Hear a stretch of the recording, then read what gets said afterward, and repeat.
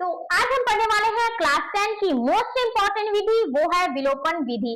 इस विधि को सॉल्व करने की मैजिक ट्रिक अगर आप जान जाते हैं तो क्लास 10 के बोर्ड एग्जाम में 4 नंबर आपके पक्के हैं। तो चलिए स्टार्ट करते हैं इस विलोपन विधि को सॉल्व करने की मैजिक ट्रिक से। तो हेलो स्टूडेंट्स, मैं हूं निशा मैम और आप देख रहे हैं मैजिक एजुकेशन बाय निशा। चलिए स्टार्ट करते हैं विलोपन विधि से। देखिए क्वेश्चन क्या दिया गया है, 3x + 4y = 10, 2x - 2y = 2।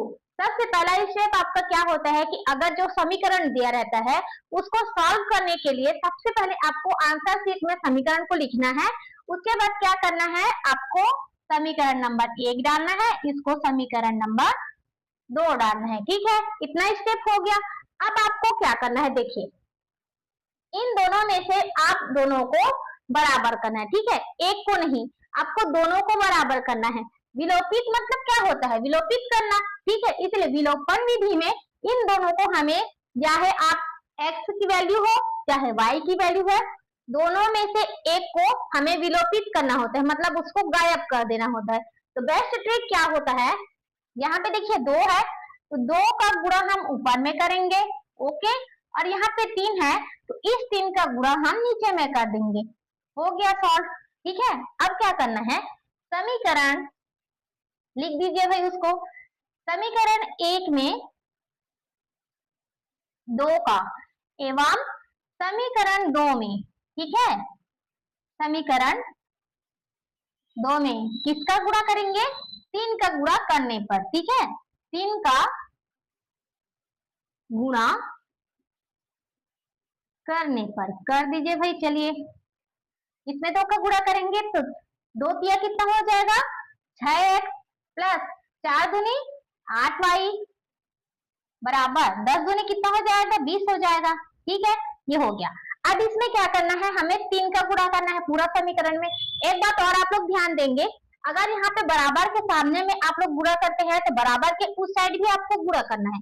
ये नहीं कि आप बराबर के पहले को गुणा कर देंगे और पीछे वाले को छोड़ देंगे। ओके, तो आपको क्या करना है, इसमें 3 का गुणा करना है। तो कर दीजिए, 2 तिया कितना हो जाएगा, 6x माइनस 3 दूनी 6y बराबर कितना हो जाएगा, 6। ये हो गया आपका समीकरण नंबर 3 और ये है आपका समीकरण नंबर 4। नंबर्स लाना है अगर आपको तो आपको समीकरण देना होगा। 4 नंबर के लिए आपको बनाना है तो आपको स्टेप बाय स्टेप आपको लिखना होगा। ओके, अब देखिए क्या करना है, अब हमें क्या करना है, यहाँ पर समीकरण 3 व 4 को क्या करना है, घटाना है। ठीक है, ये वाला स्टेप आप लोग को याद रखना है, घटाने पर। चलिए समीकरण 3 और 4 को फिर से लिखकर यहाँ पे घटा देंगे।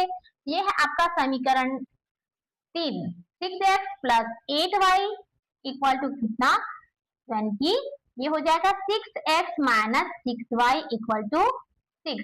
घटा देंगे तो यहाँ पे प्लस है तो ये माइनस हो जाएगा, माइनस है तो प्लस हो जाएगा। यहाँ पे कुछ नहीं मतलब प्लस है तो ये हो जाएगा आपका माइनस। ठीक है, प्लस माइनस क्या होता है, कट जाता है। 8 और 6 कितना हो जाएगा, 6 12 13 14, 14y बराबर 20 में 6 घटाएंगे कितना बचेगा, 14 बचेगा। ठीक है, अब आपको अगला स्टेप क्या करना है, हमें y का वैल्यू निकालना है। तो इस 14 को उस साइड ले जाना है, तो ये पूरा में है तो आगे जाकर क्या हो जाएगा, भाग में हो जाएगा। तो y इक्वल टू क्या हो जाएगा, 14/14, 14 से 14 कट गया, क्या बचा, 1 बचा। y का वैल्यू हमें क्या मिला है, 1 मिला। ठीक है, विलोपन विधि में आपको x और y की वैल्यू निकालनी होती है। ठीक है, उसे विलोपित करके, जो समीकरण आपको दिया रहेगा उस समीकरण को विलोपित करके, सामने वाले नंबर्स को विलोपित करके, ठीक है, हमें x और y की वैल्यू निकालनी है। अगर यहाँ पे एक बात और आता है, अगर यहाँ पे y या x की वैल्यू निकल आती है, ठीक है, जैसे कि आपको इसको क्या करना होता है, विलोपित करना होता, तो हम इसको ना करके इन दोनों का गुणा करते आपस में। ठीक है, उसको मैं अगली क्लास में बताऊंगी कि विलोपन विधि को अगर आपका x का वैल्यू निकालना है यहाँ पे तो आप उसे कैसे सॉल्व करते हैं। क्लियर है, तब तक आप अपने चैनल को क्या करना है भाई, सब्सक्राइब करना है और वीडियो को लाइक करना है। तो चलिए चलते हैं हम y की वैल्यू सेट करने के लिए। अब देखिए यहाँ पे y का वैल्यू तो आ गया है। अब क्या करना है, इस y के मान को आप चाहे समीकरण 1 में रखिए चाहे समीकरण 2 में रखिए, x की वैल्यू निकल आएगी। ठीक है, चलिए निकालें। एक बात और, जो समीकरण आपको सरल दिखता है उस समीकरण में रख के आप x y की वैल्यू निकाल सकते हैं। तो आपको क्या दिख रहा है, ये वाला दिख रहा है, तो इसमें पहले हम रख देते हैं, उसके बाद हम समीकरण 1 में रख के देखेंगे। ठीक है, तो सबसे पहले देख लीजिए अब हमें क्या लिखना है, y का मान। ठीक है, यहाँ पे y का मान किसमें रखेंगे, जो आपको सरल दिखेगा उसमें रखना है, क्योंकि टाइम हमें बचाना है। ठीक है, एग्जाम में हमें क्या करना है, टाइम बचाना है, तो जो सरल दिखता है उसको पकड़ना है। समीकरण 2 में